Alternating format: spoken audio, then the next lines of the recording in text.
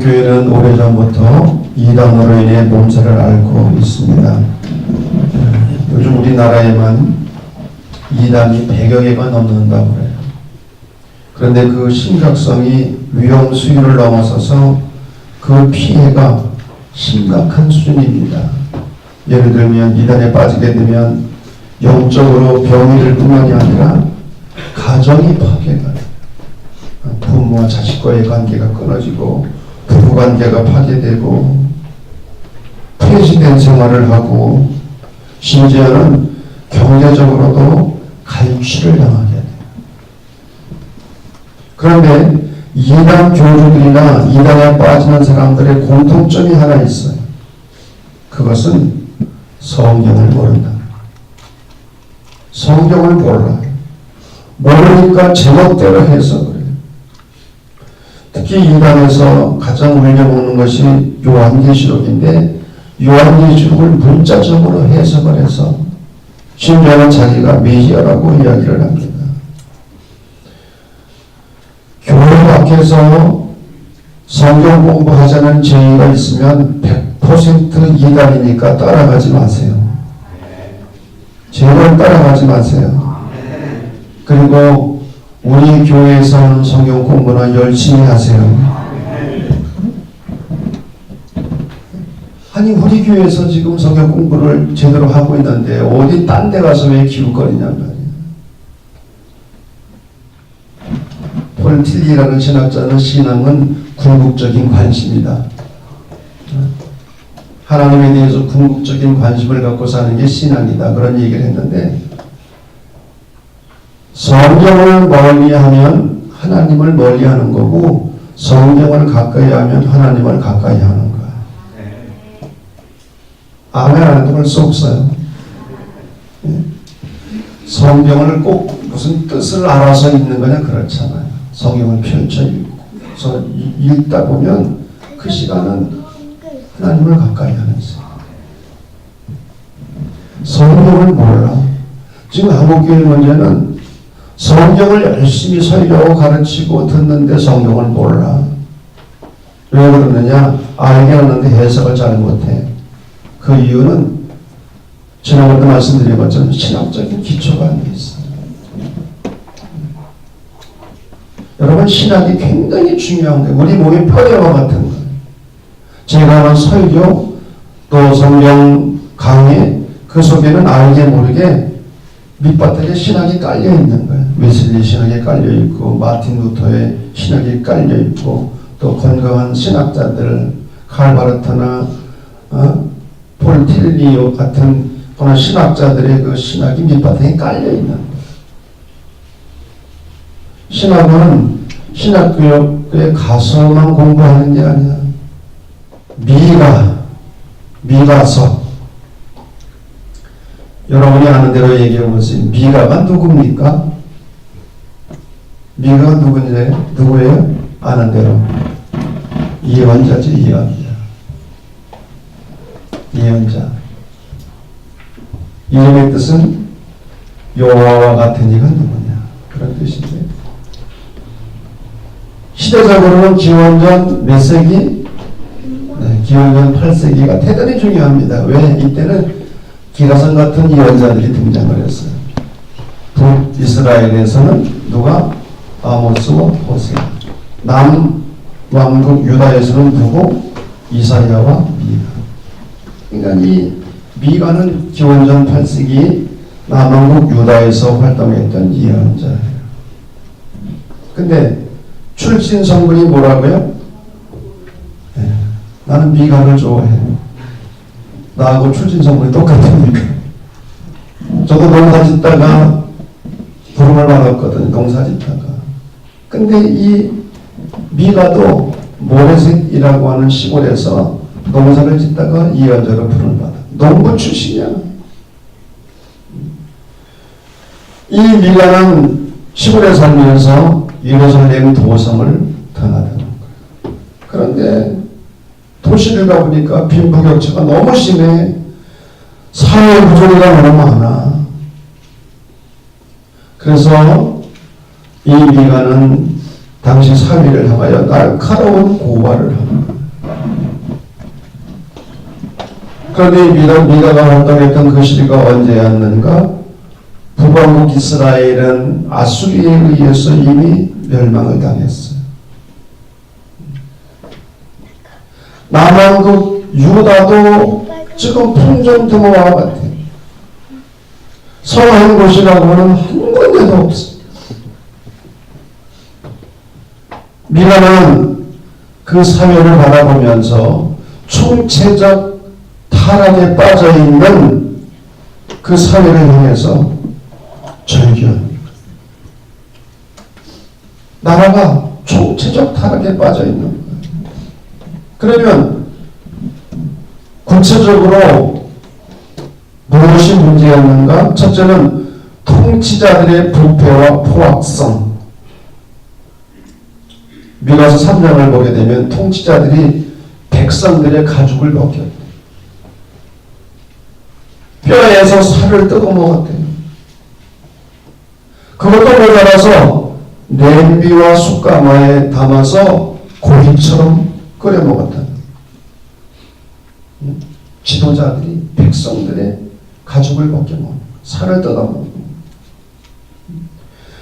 그게 바로 정치적 부패를 고발하는 거예요. 두 번째로는 우두머리들의 뇌물입니다. 뇌물을 받고 재판하고. 여러분 지금도 돈 받고 재판하는 사람들이 있어. 지금도. 불의한 재물을 축제합니다. 남을 등쳐 치고 합니다. 예루살렘은 가장 부도덕한 도시로 전락하고 말았어요. 세 번째로는 예루살렘 성전의 종교적 부패입니다. 삭슬 위해서 교훈하는 제사. 돈을 벌기 위해서. 입에 무엇을 채워주면 외치고 돈을 위해서 거짓 평화를 외쳐요. 예언자들이. 예루살렘 성전은 썩어 들어가고 있었어요. 여러분 사회가 타락하기 전에 먼저 종교가 타락하는 거예요. 종교가 부패하면 사회가 타락하게 되어 있어요. 거기에 유대인들은 신앙을 하나님 앞에 드리는 뇌물 정도로 착각을 하고 있었어요. 이런 상황에서 오늘 본문인 미가서 6장에는 매우 특이한 법정이 열렸습니다. 이 미가서 6장은 지금 재판장의 모습이에요. 이 법정의 재판관은 산과 언덕입니다. 피고는 이스라엘을 대표해서 예언자 미가입니다. 그리고 고소인이 있을 거 아니에요. 고소인. 고소인이 누구냐? 하나님이죠. 하나님이 고소를 했고 피고는 이스라엘인데 이스라엘을 대표해서 예언자 미가이고 재판관은 누구라고요? 산과 언덕. 산과 언덕이 재판관이 되어서 지금 이스라엘을 재판하는 거예요. 고소자인 하나님은 산과 언덕 앞에서 이스라엘을 고발하는 것이 3절이에요. 내 백성, 내가 네게 무엇을 행하였으며 무슨 일로 너를 괴롭게 하느냐. 너는 내게 증언하라. 하나님이 당신의 백성들을 향해서 내가 너희에게 뭘 잘못했는지 한번 증언해보라는 거예요. 하나님은 이스라엘 백성들에게 그동안 많은 은혜를 베풀었어요. 애굽에서 노예 생활할 때, 고난 중에서 신음하고 탄식할 때 하나님은 그들의 신음소리를 들으시고 모세를 통해서 구원해 주셨어요. 홍해를 기적적으로 건너가게 하셨어요. 사람의 힘으로 도저히 살아갈 수 없는 광야에서 먹이시고 인도하셨어요. 하나님은 광야에서 모세를 통하여 이스라엘과 언약을 이루시고 언약 백성으로 어떻게 살아야 할지를 알려주셨어요. 그것이 바로 신에서 율법이고 율법의 요약이 십계명입니다. 민수기 22장 23장을 보면 출애굽한 이스라엘 백성이 모압 평지에서 진을 쳤을 때 모압 왕 발락은 이스라엘을 저주하기 위해서 그 당시에 유명한 점술가였던 부올의 아들 발람에게 뇌물을 주고 초대를 합니다. 왜? 이스라엘을 저주해달라고. 그게 6장 5절 내용이에요. 5절. 내 백성은 너는 모압 왕 발락이 꾀한 것과 부올의 아들 발람이 그에게 대답한 것을 기억하며 저주를 해달라고 발락이 발람에게 요구를 했는데 오히려 저주한 것이 아니라 이스라엘 백성들을 축복했어요. 하나님은 당신의 백성들에게 한이 없는 은혜와 사랑을 베풀어 주셨어요. 그런데 이스라엘은 이러한 것을 까맣게 잊어버립니다. 그러므로 그들은 존재의 의미와 가치를 상실하게 되었어요. 하나님은 이러한 이스라엘을 그대로 내버려 두지 않으셨어요. 하나님은 먼저 그들이 잊어버린 것이 무엇인지를 기억하게 하셨어요. 우리가 그동안 배운 것 가운데 하나, 무엇이 문제인가? 역사적 기억을 하지 못합니다. 기억하지 못합니다. 그런데 하나님은 기억하게 하시는 거예요. 지난날 그들의 역사에 하나님이 개입하셔서 하신 일들을 기억하게 하면서 본래의 자리로 돌아오도록 하셨어요. 현재 삶이 무엇이 잘못됐는지 고치기 위해서 지난날의 역사적인 과정을 돌이켜보게 합니다. 이스라엘은 하나님의 이 같은 날카로운 소송 제기에 대해서 반응을 합니다. 그런데 그 반응은 하나님의 기대와는 너무 다른 것이었어요. 이스라엘의 반응이 뭔지 아십니까? 오늘 본문 6절에서 7절에요. 내가 무엇을 가지고 여호와 앞에 나아가며 높으신 하나님께 경배할까? 내가 번제물로 1년 된 송아지를 가지고 그 앞에 나아갈까? 여호와께서 천천의 순양이나 만만의 강물 같은 기름을 기뻐하실까? 내 허물을 위하여 내 마다들을 내 영혼의 주요로 말미암아 내 몸의 열매를 드릴까? 피고 이스라엘은 하나님이 하신 소송의 의도를 완전히 잘못 이해를 했어. 하나님께서 고소를 하신 의도가 절기나 안식일마다 제물을 바치고 형식적인 종교의식을 하는 것으로 착각을 했어. 그들은 하나님께 드린 예물이 너무나 약소하기 때문에 하나님이 진노하신 것으로 판단했어. 그래서 엄청난 제물을 준비해서 하나님께 나아가 하나님의 섭섭함을 풀어드리려고 했어. 오늘 본문을 보면 제물의 양이 엄청납니다. 그들이 귀하게 여기는 1년 된 송아지를 비롯해서 수천 마리의 양, 강줄기를 채울 올리브 기름을 타협안으로 내요. 몰래 신이 하듯이 마다들을 제물로 바치는 희생제사 같은 것을 타협안으로 내놨어요. 우리 현실에서 이 정도면 눈 감아줄 것으로 착각을 합니다. 그런데 하나님은 이러한 타협을 거절하시는 거예요. 그러면서 하나님께서 진정으로 원하시고 요구하는 것이 무엇인지를 말씀합니다. 그것이 바로 미가서 6장 8절 말씀입니다. 사람아, 주께서 선한 것이 무엇임을 내게 보이셨나니 여호와께서 내게 구하시는 것은 오직 정의를 행하며 인자를 사랑하며 겸손하게 네 하나님과 함께 행하는 것이 아니냐. 하나님이 원하시는 것은 제물이 아니었어요. 하나님이 먼저 삼으시는 것은 그들의 불의한 삶이었어요. 하나님은 6장 9절부터 12절까지 해서 그들의 불의에 대해서 낱낱이 열거하십니다.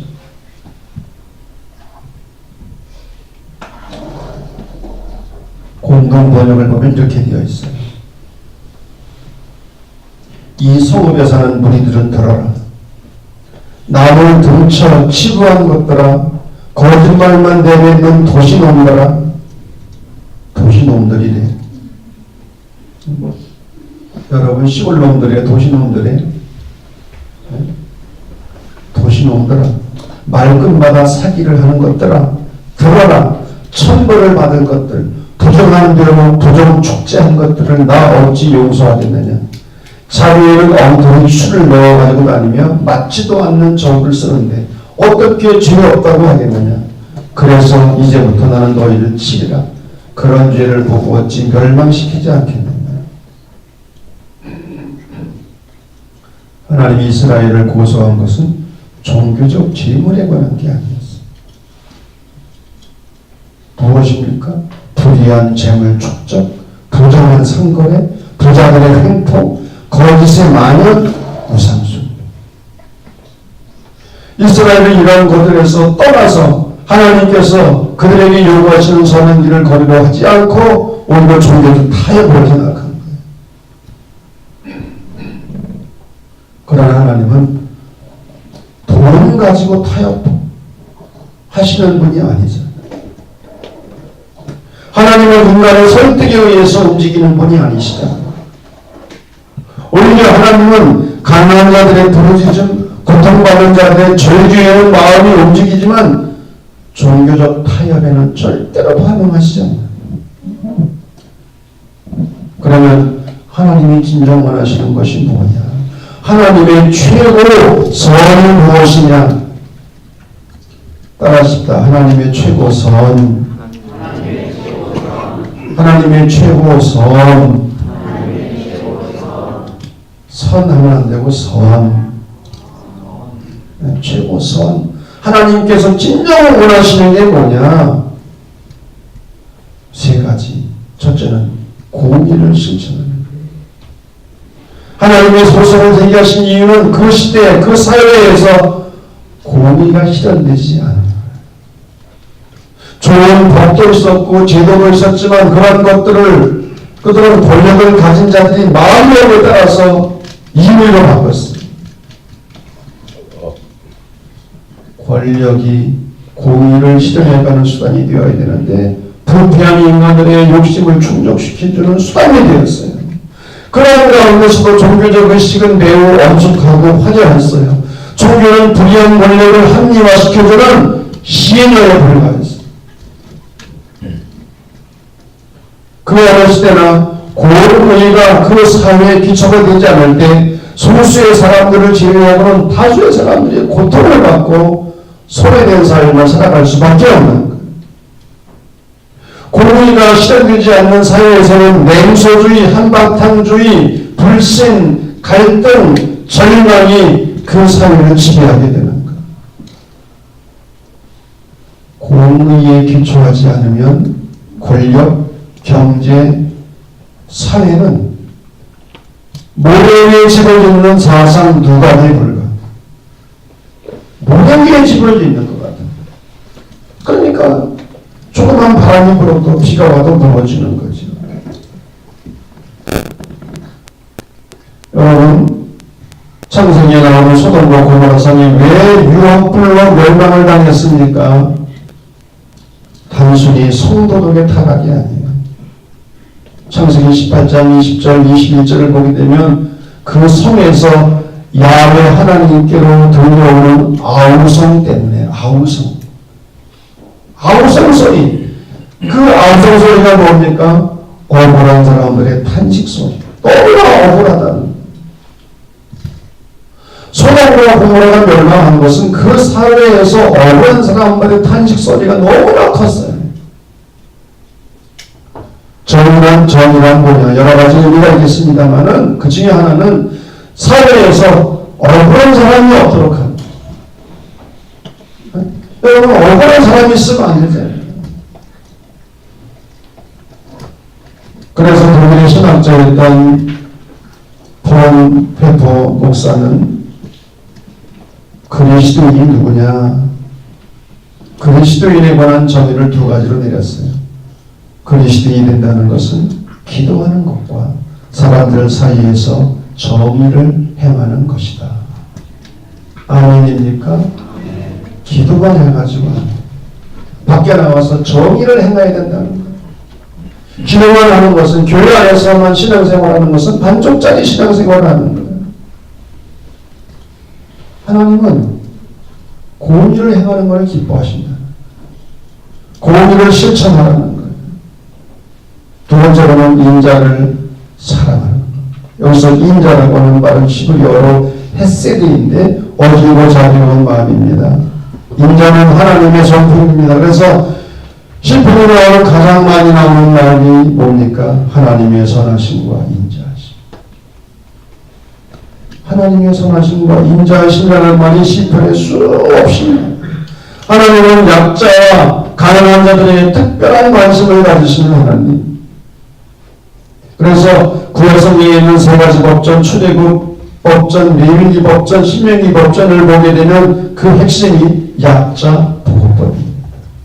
율법의 핵심인 안식일, 안식년, 신년법을 보면 그 정신의 핵심이 약자들에 대한 안식과 해방,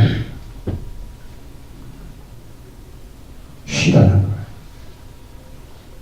쉬는데 주인만 쉬는 것이 아니라 종들도 쉬고 심지어 가축들도 쉬고 땅까지도 쉬라는 거예요. 가난과 빚 때문에 종된 사람들을 다 풀어주고 해방시키라는 거예요. 구약의 하나님은 헤세드의 하나님이십니다. 근데 이 헤세드라는 말은 신약성경의 표현으로는 아가페입니다. 하나님의 사랑, 희생적인 사랑, 절대적인 사랑, 공의와 사랑은 불과 본의 관계를 갖습니다. 공의와 사랑은 뗄래야 뗄 수 없는 관계를 갖는다는 거예요. 왜?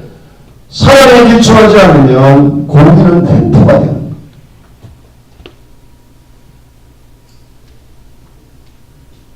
하나님의 인자하심이 가장 극명하게 나타난 사건이 예수 그리스도의 십자가 사건입니다.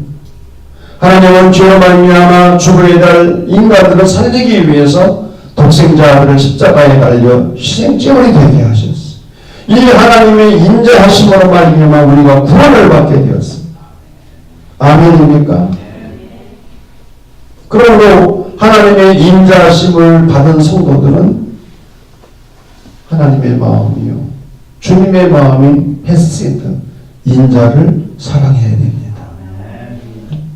공의를 향하고 인자를 사랑하라는 거예요. 주님의 마음을 가지고 사는 거예요. 셋째는 겸손히 하나님과 함께 행하는 것. 우리는 연약한 피조물이기 때문에 자신의 위치를 바르게 인식해. 우리는 흙으로 지음받은 피조물들입니다. 우리는 절대자가 아니에요. 그래서 겸손하라는 거예요.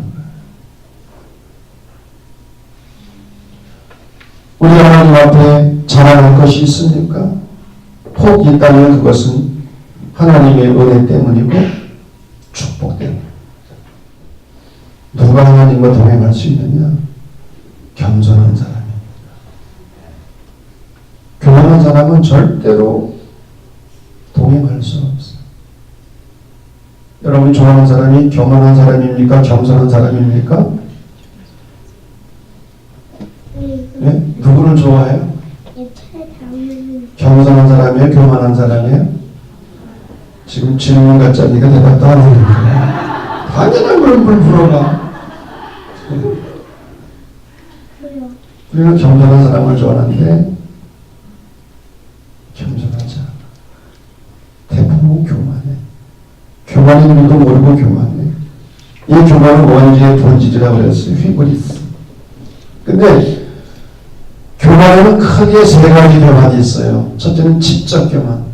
많이 배운 사람들, 똑똑하다는 사람. 난 잘났어. 난 너들 저처럼 무식하지 않아. 그런 사람이 있어요, 없어요? 여러분 주의해.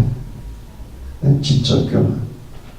특히 가방끈이 끈 사람, 긴 사람일수록 그럴 가능성이 있어요. 제대로 못 배운 거지, 그러니까. 지적 교만이 있고, 두 번째로는 도덕적 교만. 난 깨끗해. 난 미치겠어. 자기는 깨끗하다는 거야. 난 너희들 같지 않다는 거야. 그러면서 남들의 잘못을 그렇게 지적을 해. 교회가 왜 그러냐, 목사가 왜 그러냐, 교인들이 왜 그 모양이냐.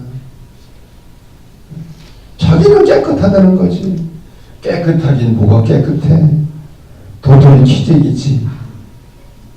세 번째, 가장 무서운 교만이 무슨 교만인 줄 알아요? 영적 교만. 자기는 하나님을 만났대. 하나님의 음성을 직접 듣는데 목사의 말도 말같이 여기질 않아. 왜 직접 보고 직접 들으니까 이게 가장 위험한 교만이야. 영적 교만. 여러분, 공의가 중요하지만 겸손하지 않으면 독선이 돼요.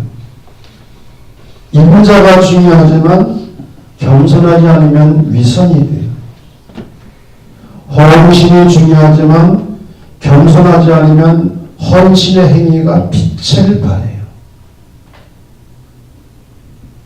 오늘 제가 헌금기도 시간에 언급한 것처럼 마리아, 값비싼 향유를 깨뜨려 예수님의 발에 붓는 헌신의 행위, 정말 이거 쉬운 일이 아니지. 그러나 마리아가 헌신만 했다면 문제가 있을 수 있어요. 왜? 헌신 많이 하고 헌금 많이 한 사람이 교만할 수 있거든. 큰소리 칠 수 있거든요. 다 그런 건 아니지만 예수님의 발 앞에 무릎을 꿇고 머리털로 예수님의 발을 닦아드린 이 겸손, 이 행위는 최고의 겸손. 무릎을 꿇고 머리털로 예수님의 발을 닦아드렸다. 그것도 눈물을 흘리면서.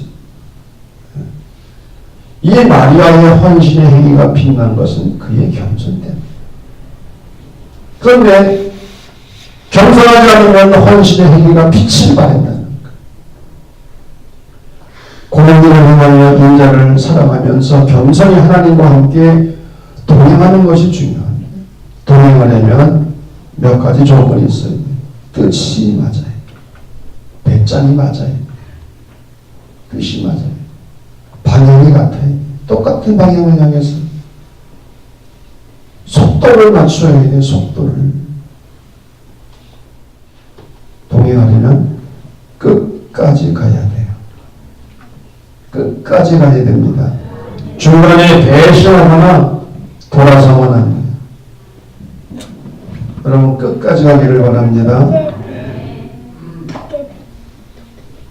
하나님은 사랑과 정의를 그가 구원하신 이스라엘 백성과 함께 동행하면서 행하기를 원하십니다.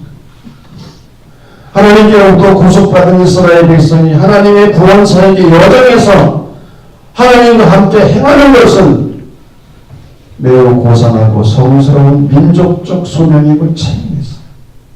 여러분 하나님과 함께 행하는 것, 이 얼마나 거룩한 일입니까? 그러나 이스라엘은 이러한 소명과 책임을 이행하지 못했어. 그렇게 함으로 그들의 삶은 천박해졌고 그들의 행복은 불행으로 바뀐 거예요.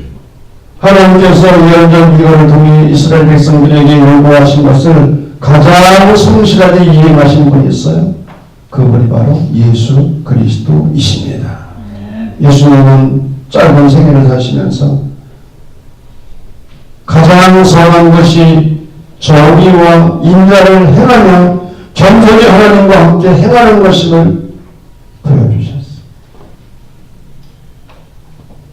예수 그리스도는 하나님께 대하여 언제나 아멘, 아멘 하셨어요. 예스 하셨어요. 고린도후서 1장 19절 말씀, 하나님의 아들 예수 그리스도는 예하고 아니라 함이 되지 아니하셨으니 그에게는 예만 되었느니라. 아멘. 아멘이 예예요.